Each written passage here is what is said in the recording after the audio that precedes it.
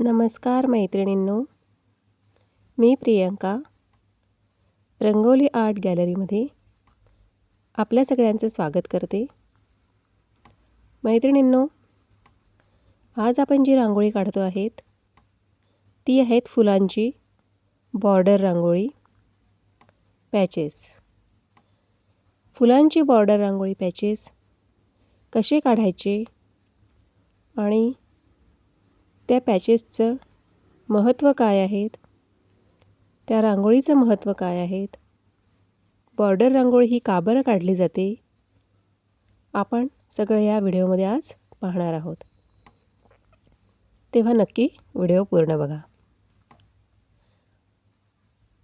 मैत्रिणींनो, आपण रांगोळीमध्ये जेव्हा आपण पावडर रांगोळीने रांगोळी काढतो तेव्हा त्यामध्ये वेगवेगळ्या प्रकारचे त्रिकोण, चौकोन, आयात तसेच विविध प्रकारचे आकार आपण काढतो आणि त्या आकारातून आपण रांगोळी तयार करतो. त्याचप्रमाणे मैत्रिणींनो, आपण हे जे पॅचेस बनवत आहोत हे सुद्धा आपण वेगवेगळ्या आकाराच्या डिझाईनने बनवत आहोत.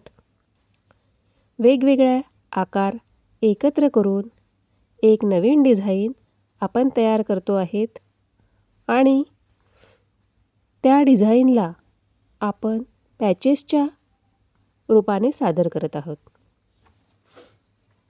तेव्हा आपले हे जे रांगोळी पॅचेस आहेत ते अतिशय उपयुक्त आहेत. मैत्रिणींनो,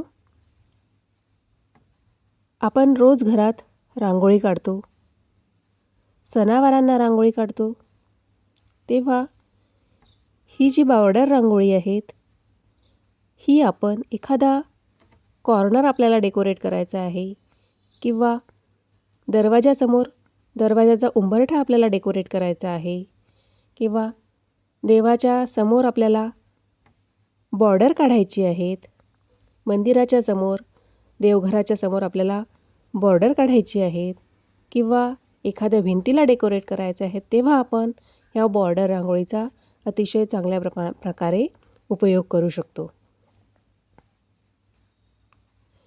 आणि घरात नेहमी नकारात्मक शक्ती बाहेर जावी म्हणून तसेच पॉझिटिव्हिटी आत यावी यासाठी देखील आपण घरापुढे रांगोळी काढतो.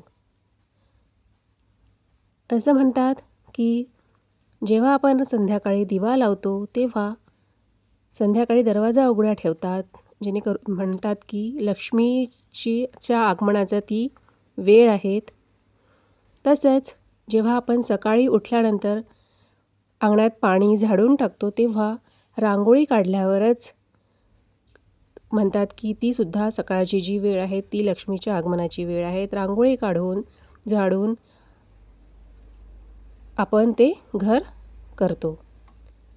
म्हणून रांगोळी ही सगळ्यांच्या घरासमोर नेहमी काढावी, जेणेकरून पॉझिटिव्ह शक्ती आपल्याला मिळेल. बघा, पूर्वीच्या काळामध्ये देखील घरासमोर रोज सडा टाकायचे, रांगोळी काढली जात होती. आता पण काढतात, काही ठिकाणी आतासुद्धा काढतात, पण काही ठिकाणी नाही काढत.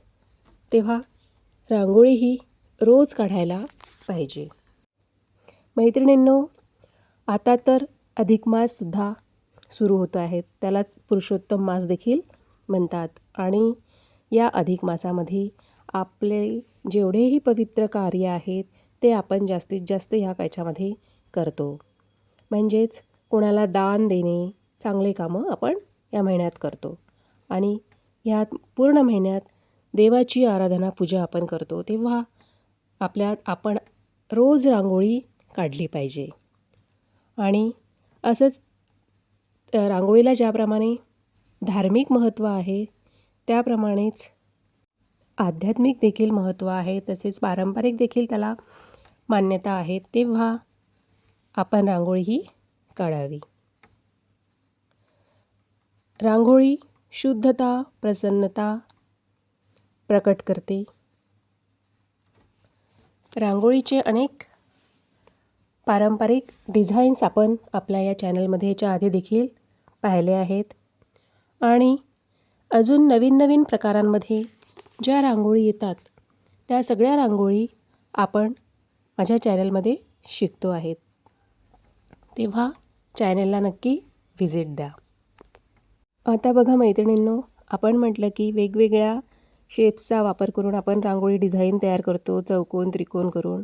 तसंच वर्तुळाचा उपयोग करून देखील आपण एक कोलम रांगोळीसुद्धा बनवू शकतो आणि या रांगोळीला देखील आता खूप ती सध्या चालत आहेत.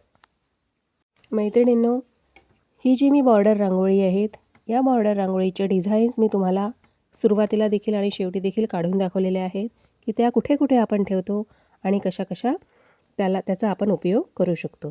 तेव्हा मैत्रिणींनो, जसं मी याच्या आधीच्या व्हिडिओमध्ये देखील दाखवलं आहे की ही पॅचेस कसे बनवतात, याचा उपयोग कोणत्या सामग्रीचा उपयोग करून ही पॅचेस बनवतात, ती सगळी सामग्री देखील तुम्हाला मी दाखवली आहे. तेव्हा तसेच आपण ह्या पॅचेसला देखील करतो आहेत. तर ही डिझाईन माझ्याकडे आहेत आणि ही डिझाईन मी OHP शीटवर काढून घेतलेली आहेत.